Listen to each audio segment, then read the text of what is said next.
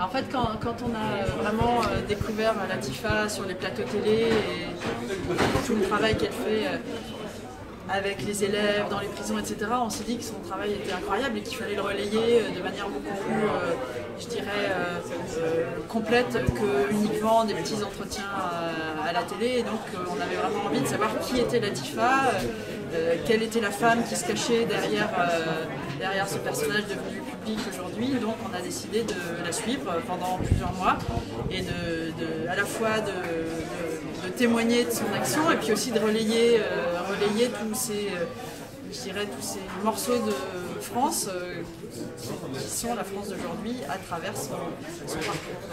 Et c'est vrai que quand on voit les étudiants réagir à son discours, c'est très très fort et je trouve que ça parle vraiment de la France d'aujourd'hui.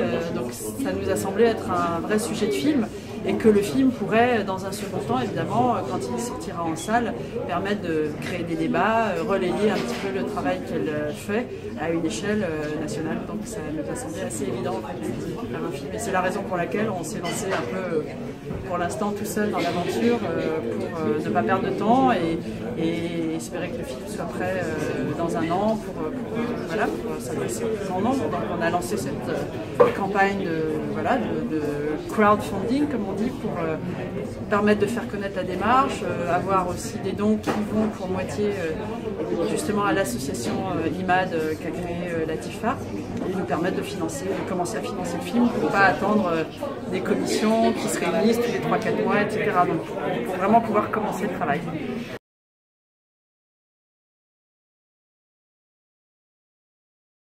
Tout à fait, exactement, c'est vraiment pour ça.